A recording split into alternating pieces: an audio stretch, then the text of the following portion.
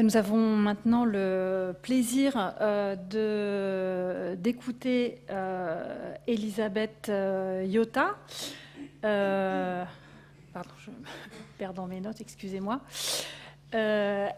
Elisabeth est maître de conférences en histoire de l'art byzantin à Paris 4. Elle est membre du Centre Chastel, dont elle est également directrice adjointe. Spécialiste des manuscrits aussi, elle a produit une étude de fond sur le tétraévangile Harley 1810 de la British Library et poursuit sa recherche sur l'illustration des tétraévangiles entre 10e et 13e siècle.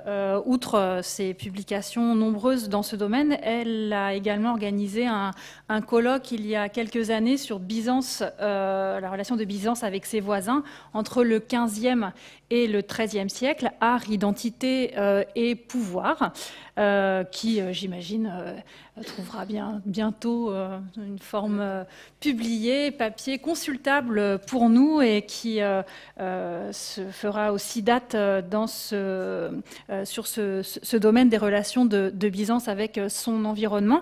Je lui laisse tout de suite la parole pour une intervention qui se propose d'aller du côté des Digital Humanities et leur usage dans l'art byzantin autour du cas du site archéologique de Mistra dans le Péloponnèse.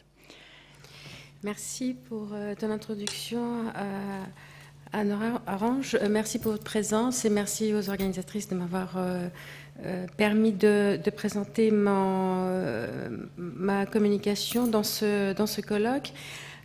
Si l'Europe compte parmi les plus importants centres des études byzantines, comme ceux de la Grèce, de la France, mais aussi de l'Allemagne ou encore de l'Autriche, pour ne citer que celles-là, les institutions outre-Atlantique d'une grande renommée ont fortement contribué au rayonnement des recherches sur le monde byzantin, et ce, depuis le début du XXe siècle.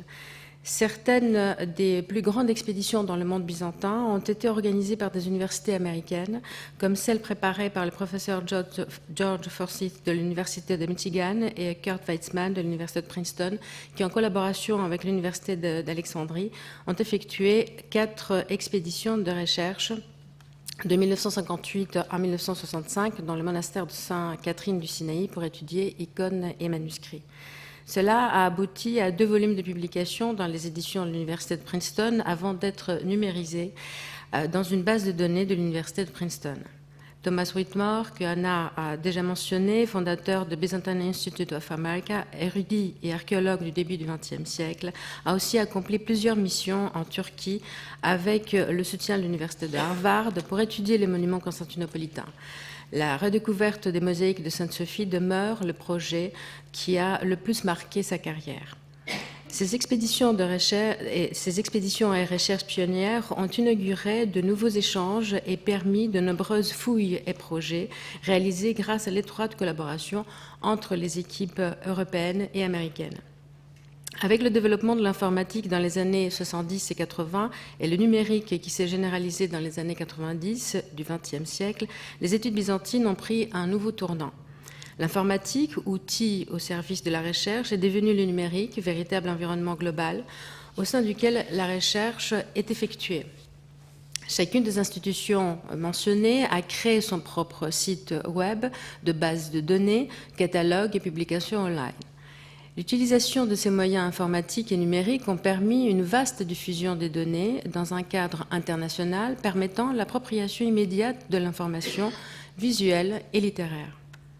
Les chercheurs d'aujourd'hui sont conduits à manipuler de grandes bases de données bibliographiques, quantitatives, textuelles et visuelles et à travailler au sein d'équipes multilocalisées et en réseau, souvent à l'échelle internationale. Ils sont aussi conduits à publier les résultats de leurs travaux sur le web. Investir sur des technologies nouvelles et le développement de technologies innovantes est sans doute pour toutes ces institutions un bon moyen de visibilité et de crédibilité dans l'environnement de la recherche qui s'avère de plus en plus compétitif. La création des équipes de recherche et de données en humanité numérique a vu le jour outre-Atlantique et a très vite gagné des adeptes en Europe. Sans que je puisse prétendre à une recherche exhaustive, il semblerait, et je tiens cette information d'un article de Pierre Mounier, que c'est à l'Université de Virginia que naît en 1994 la première structure en humanité numérique. Dans ce même article, on apprend que Corinne Velguer-Barbosa, spécialiste des technologies numériques en relation avec l'art et l'institution artistique et maître de conférences à Paris 1, ça je ne sais pas encore si elle est toujours à Paris 1, fut l'une des premières en France à identifier l'importance des ressources numériques en histoire de l'art et en archéologie. Dans le domaine de l'art médiéval, c'est l'université de Princeton qui a créé la plus vaste base de données iconographiques, The Index of Medieval Art, qui a pris sa forme numérique en 1991. Une présentation de cette base vous sera donnée cet après-midi par Pamela Patton, inutile donc d'y s'y attarder. Les archives numériques de cette base furent complétées par 5700 clichés de la collection de Svetlana Tomakovitch et 10 000 clichés de la photothèque de Gabriel Millet, permettant une forte représentativité de l'art byzantin dans cette base.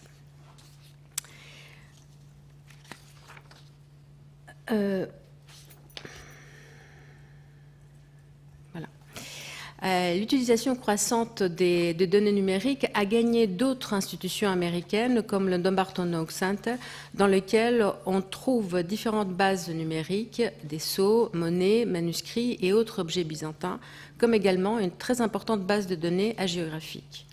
En Europe, remarquable est aussi le résultat fourni par la base de données créée à l'Université de Fribourg en Suisse en collaboration avec l'Université de Chypre en Nicosie sur les objets religieux mentionnés dans les typicas des monastères byzantins. Maria Parani, Brigitte Pitarakis et Jean-Michel Spizer ont créé un outil de recherche et d'enseignement en libre accès sur les différents termes utilisés pour les objets religieux dans les typicas.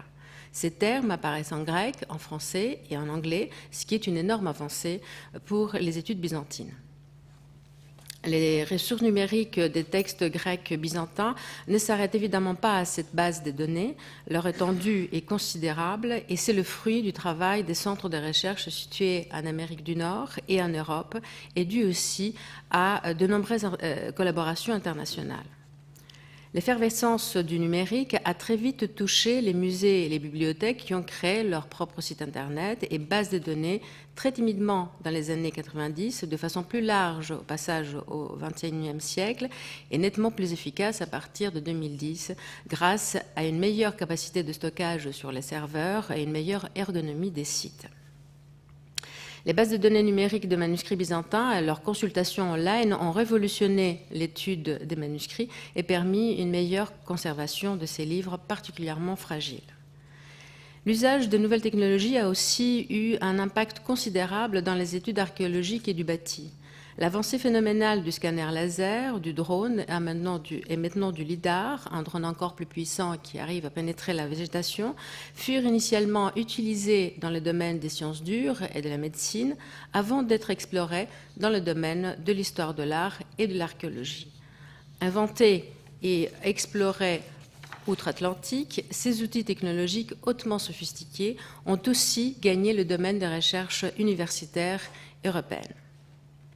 Des laboratoires et universités ont investi à la création de plateformes mobiles de haute technologie permettant l'élaboration de projets de recherche dans le domaine de l'archéologie, de l'architecture et de l'urbanisme ayant comme but la numérisation et la modélisation 3D de monuments historiques.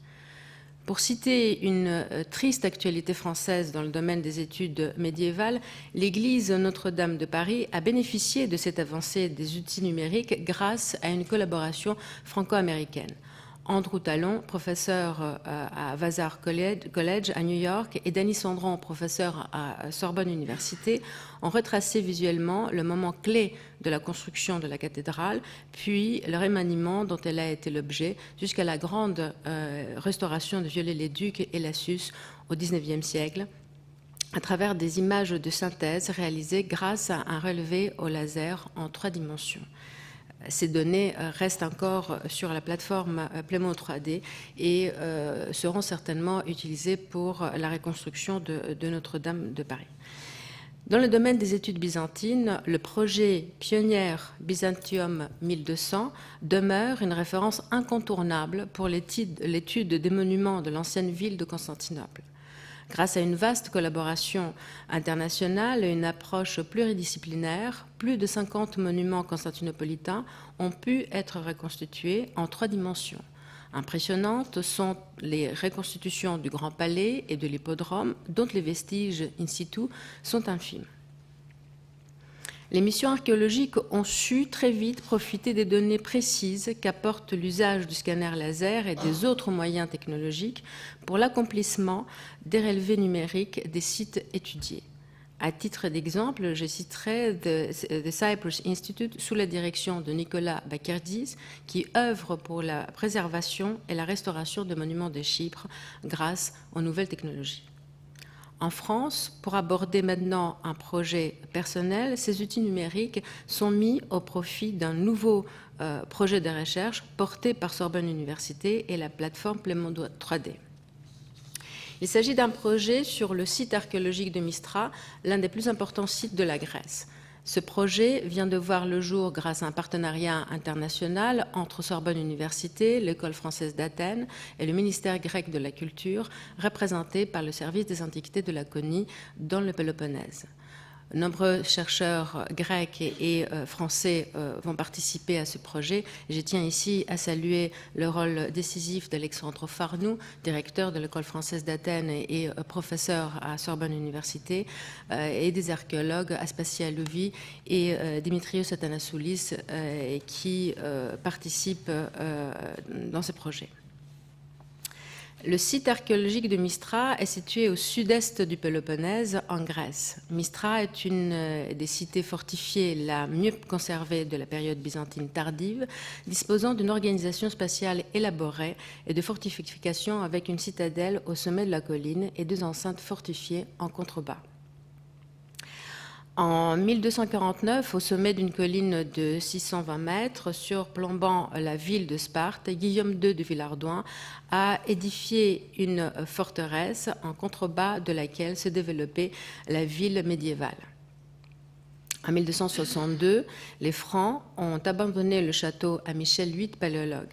Ce fut alors le centre de la puissance byzantine dans le sud de la Grèce, avec dans un premier temps la résidence du gouverneur militaire, puis à partir de 1348 le siège du despotat de la Morée. Le tissu urbain de la ville est composé d'un palais, le palais des despotes byzantins, des résidences et de belles demeures,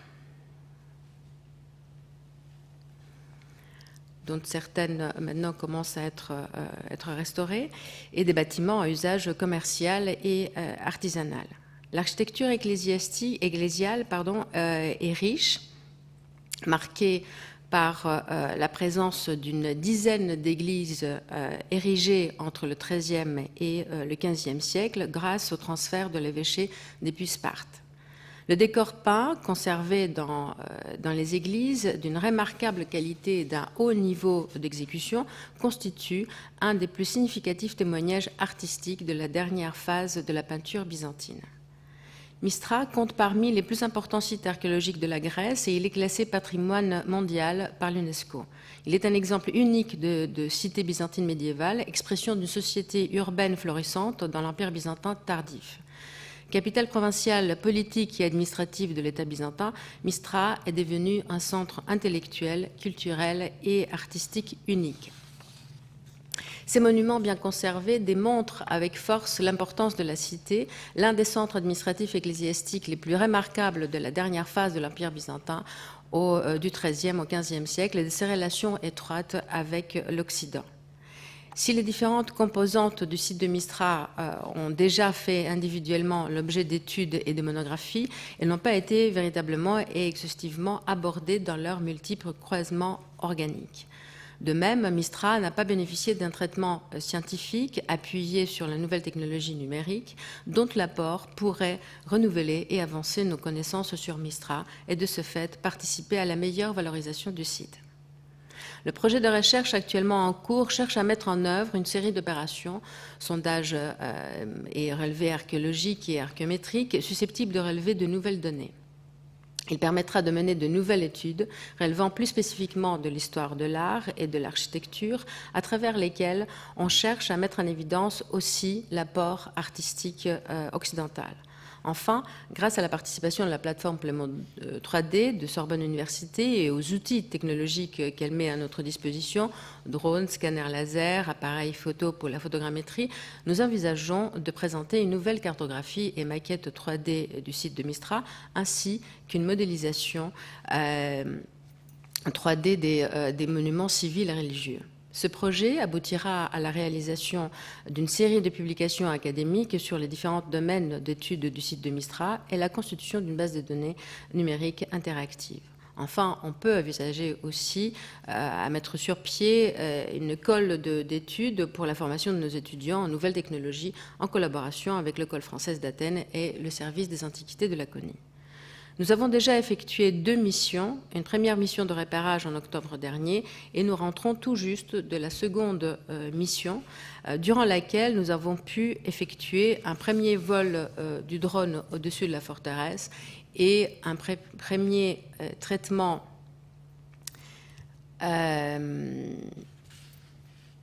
je pense que ça ne marche pas ici, donc je vais faire un premier traitement de scanner laser. Je vous ai mis 2 petites vidéos qui prennent à peine une minute. Je suis dans les temps, je pense. Et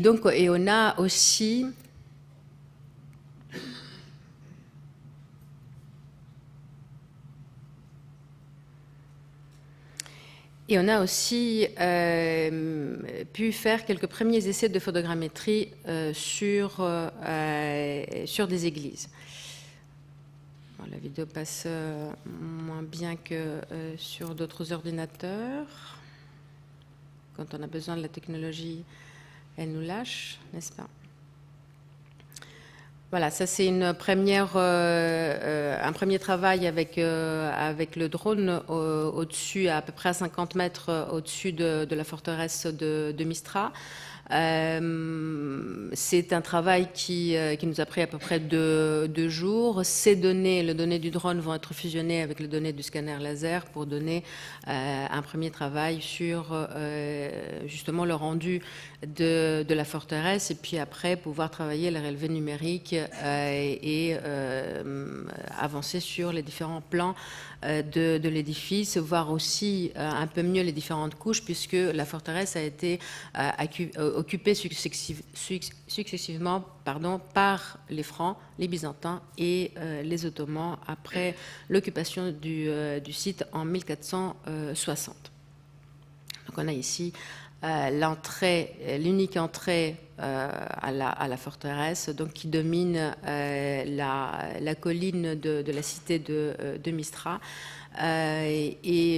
Donc vous voyez ici toute l'ampleur du site. On a la ville haute et la ville basse avec le palais, les différentes demeures et les églises que vous avez vues en photo. Le petit jeune homme ici qui monte sous le soleil de 30 degrés, il pose le scanner et justement en même temps que le drone, il fait donc le premier travail qui sera va nous donner donc une première vision de cet ensemble. C'est ce nuage de points qui nous permet après de travailler vers une image, ce qu'on appelle une visite virtuelle du site et de la forteresse, en tout cas pour l'instant, de Mistra. Bien sûr, ces données recueillies sont encore en cours de traitement. C'est pour ça que les images ne sont pas encore très précises. On est rentré jeudi dernier de Mistra et donc mes collègues ont travaillé d'arrache-pied pour que je puisse vous montrer ces petites vidéos. Et donc ceci va nous permettre donc après d'avancer vers les premiers relevés numériques précis. Les prochaines étapes du projet vise à explorer donc à explorer d'autres zones du site et d'envisager le traitement avec le LIDAR, surtout ici sur des zones à forte végétation, à des végétations très denses, où le drone ne peut pas nous donner, ne peut pas enregistrer ce qui se passe sous la végétation. Le LIDAR a priori peut le faire, donc on va tenter notre chance dans une des prochaines missions qui sont prévues très prochainement. Pour conclure, vous l'avez compris, le projet est encore à ses premiers stades, mais les résultats sont positifs et encourageants, même si je n'ai pas pu démontrer une quelconque collaboration avec un centre ou une université américaine pour ce projet, même si j'aurais bien voulu. Ce projet n'aurait pas vu le jour sans l'avancée significative de nouvelles technologies dans le domaine de l'histoire de l'art et l'archéologie, d'abord outre-Atlantique et avant d'arriver aussi en Europe, et sans ce long processus d'évolution de l'art byzantin qui, à travers les échanges, les collaborations et les points communs et divergents des différentes équipes américaines et européennes, a progressé et su s'adapter à cette nouvelle ère de recherche. Merci pour votre attention.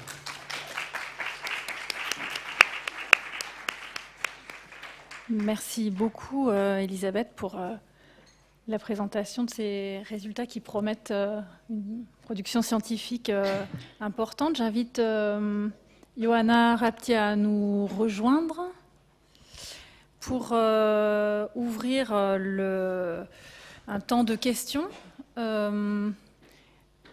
Combien de temps à peu près on a? Il est et demi. 10 minutes? Oui? Oui, très bien. Y a-t-il dans la salle des questions? Alors, je peux ouvrir le bal. Je profite d'être sur l'estrade avec les intervenantes parce que moi, ça m'a fait beaucoup réfléchir tout ce que vous avez dit.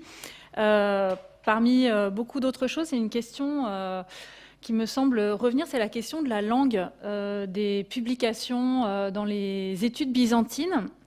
Alors, ça ouvre sur pas mal de choses. Il y a une prévalence de l'anglais dans ce que tu semblais dire, Johanna. Voilà, je pense qu'on peut évidemment nuancer tout cela.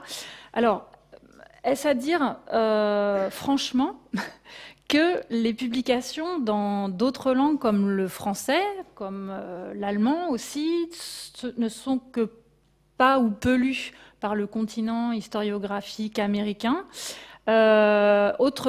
Je pose une ribambelle de questions, tu verras après comment et Elisabeth aussi, je pense, a certainement des choses à dire là-dessus. Est-ce que le même constat est valable pour l'histoire? Parce que souvent, on parle des études byzantines. C'est vrai qu'on regroupe l'histoire de l'art, la philologie, l'histoire dans un seul et même ensemble qu'on appelle études byzantines, parce qu'il y a des collaborations qui sont évidentes et nécessaires entre vous. Est-ce que ce constat sur une prévalence, que je suppose peut-être à tort, de l'anglais, est-ce que de ce point de vue, les études byzantines sont vraiment ce groupe cohérent qu'on peut pressentir? Et autre question aussi qui découle un peu des premières, qu'en est-il du paysage des revues byzantinistes françaises dans ces dialogues et cette avancée sur un certain nombre de terrains, avec évidemment pour nous plus en évidence l'étude des objets, l'histoire de l'art et l'archéologie du monde byzantin? J'essaie de répondre le plus brièvement possible, même s'il est impossible de donner une réponse ferme à chacune de ces questions. Évidemment, c'est beaucoup plus complexe et la nuance s'impose.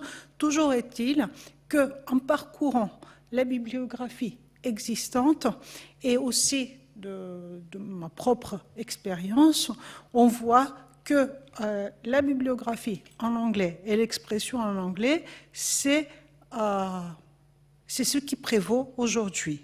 Je ne partage pas tellement la nostalgie et la lamentation de l'époque des années 60-70 où les publications, où la francophonie était beaucoup plus diffuse. C'est vrai, c'est tout à fait vrai. Mais force est de constater qu'à l'heure actuelle, pour se faire entendre, c'est mieux de s'exprimer en anglais, ne serait-ce qu'en partie, et cela concerne moins les chercheurs français, mais tous ceux qui veulent sortir des limites de leur système académique et de leur État. Il est vrai que dans les années 60-70, les historiens de l'art et les historiens aussi de l'Europe centrale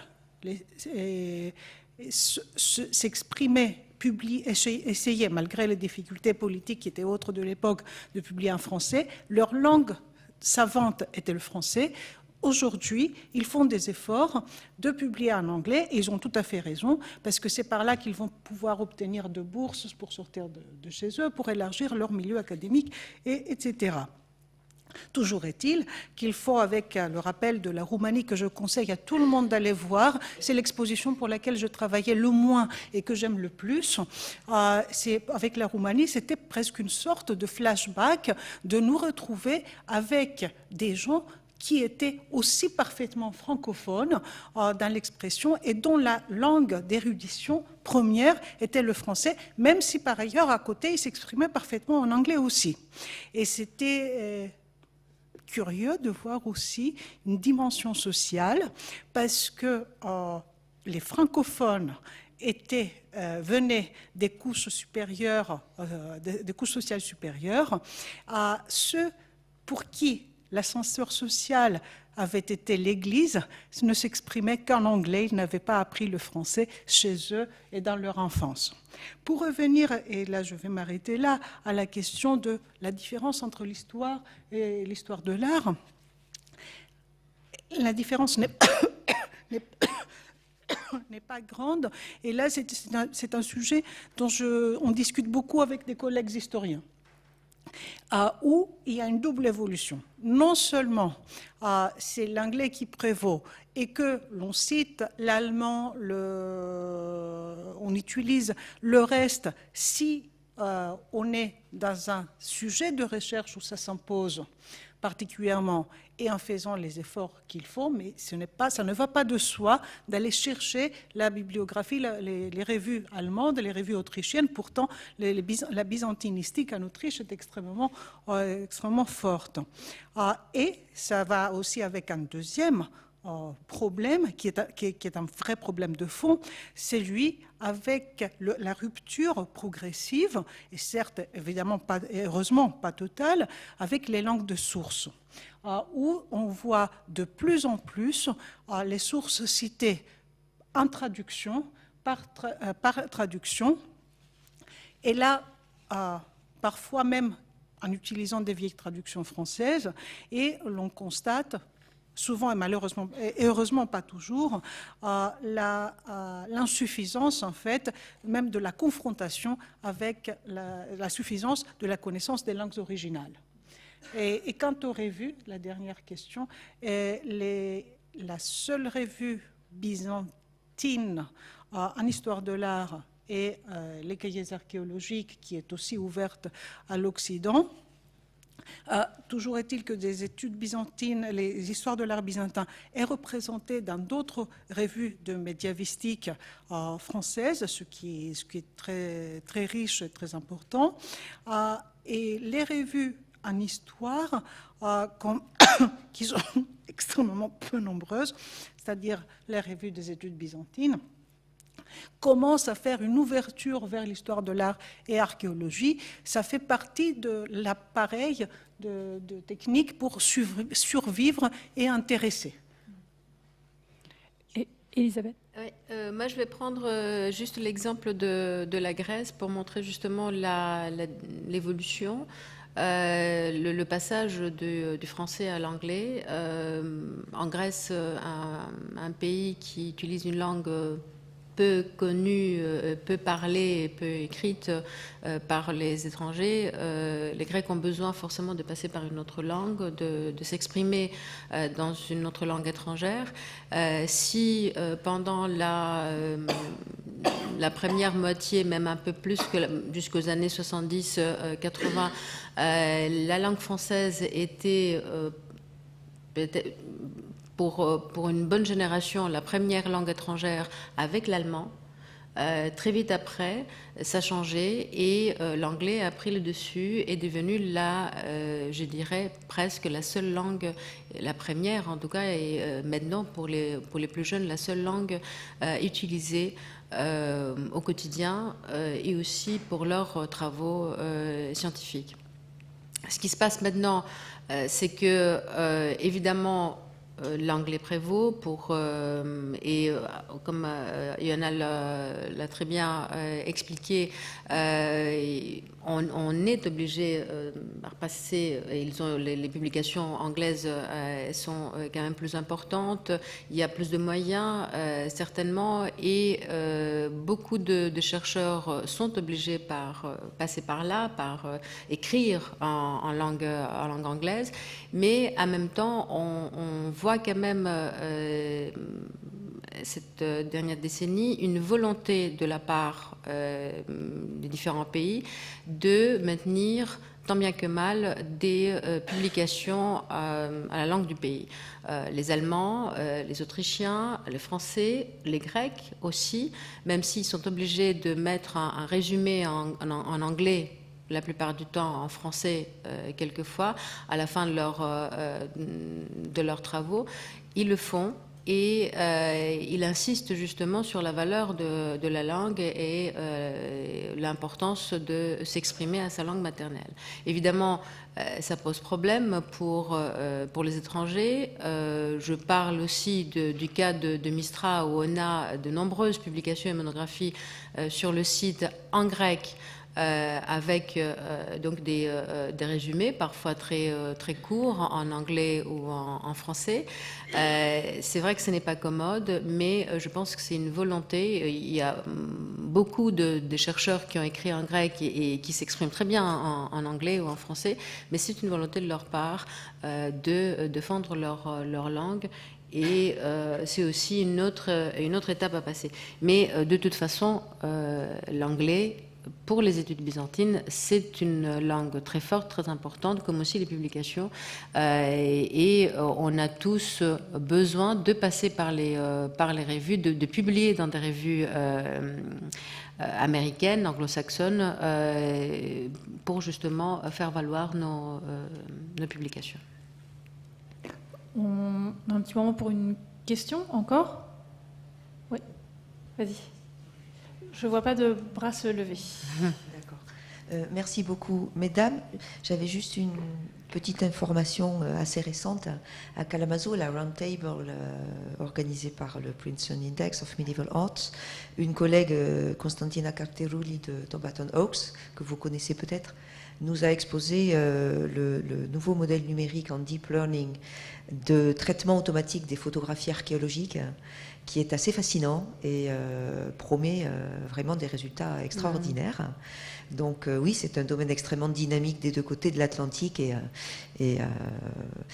ce qui me ramène, donc cette dynamique, cette qualité d'érudition combinée à l'ingéniosité qu'est la byzantinologie, est-ce qu'elle est liée à un effet d'échelle, c'est-à-dire de communautés plus restreintes? Est-ce qu'elle est liée à une formation croisée qui serait peut-être plus importante que chez les latinistes? Est-ce qu'elle est liée aussi à l'origine très ancrée dans la mixité des cultures ou des nationalités qu'ont les chercheurs en byzantinologie, à la mobilité qui est la leur dans leur parcours d'apprentissage? Il me semble que, à la différence d'un format de massification peut-être, Du côté des latinistes, il y a quelque chose de presque encore aristocratique dans les études byzantines. Voilà. Est-ce que c'est un effet de perception du côté des latinistes, ou est-ce que vous avez l'impression que dans les études byzantines, il y a quelque chose encore de cette excellence qui vous singulariserait et qui organiserait votre fonctionnement en communauté internationale différemment?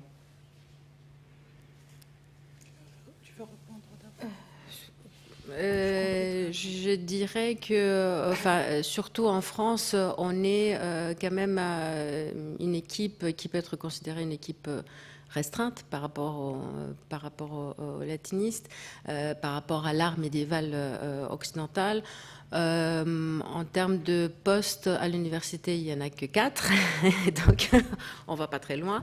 En histoire, très peu aussi, et personne ne peut prétendre pouvoir enseigner uniquement l'histoire byzantine. Pour l'art byzantin, on a la chance de pouvoir le faire à Paris 1, à Paris 4, à l'EPHE et à Aix et à Strasbourg. Donc on est quand même considéré comme un petit groupe. Cependant, un centre très important au niveau international dès le début du XXe siècle, et donc avec une résonance importante partout à l'étranger. Effectivement, c'est assez particulier parce qu'on a affaire quand même avec des équipes qui se trouvent dans différents pays de ce qu'on appelle l'Empire byzantin. Il y a des collaborations aussi, comme on l'a démontré aussi avec l'Amérique du Nord. On reste encore dans une échelle peut-être moindre que l'art médiéval occidental. Cependant, il y a un travail considérable qui se fait, et de plus en plus, malgré les moyens qui, en Europe, restent encore assez restreints. Je vais ajouter très brièvement la fluidité en fait des communautés académiques qui ne me paraît pas une spécificité de l'histoire de l'art byzantin. Ayant vécu un peu à Londres et étant en contact avec des institutions, c'est vrai plus en Angleterre, on voit en fait une très grande mobilité, un drainage, une capacité des universités anglaises de fonctionner sur des post-docs ou des contrats de recherche et de mobiliser, de drainer des chercheurs d'excellence, ou d'ailleurs de toute l'Europe, y compris les pays de l'Est, mais avec une prédominance italienne qui a ce qu'on a perdu en Grèce et on a perdu ailleurs en Europe, les langues classiques. Donc, ce que tu as dit, ce que tu as évoqué comme excellence des études byzantines, c'est très beau, c'est très flatteur. Ça a un revers qui est très triste, qui est le nombrilisme et la suffisance qui caractérisent souvent les byzantinistes. Je suis un peu dure, mais c'est le revers de l'excellence, si tu veux, et qui fait, à mon sens, souffrir la discipline d'un certain cloisonnement que on peut être amené à dépasser dans des collaborations plus interdisciplinaires, avec l'ouverture et la création, la mise en question des grilles traditionnelles de lecture, de la périodisation traditionnelle et des frontières géographiques traditionnelles. C'est pourquoi d'ailleurs je donnais autant d'importance au programme Crossing Frontiers, parce que pour moi, c'était déjà une expérience que j'aime beaucoup partager, mais c'était une leçon intellectuelle et qui ne s'arrête absolument pas, et qui est une voie qui me paraît particulièrement prometteuse, stimulante, et qui est en adéquation avec la mobilité intellectuelle et physique du paysage académique. C'est le moment de faire une petite pause.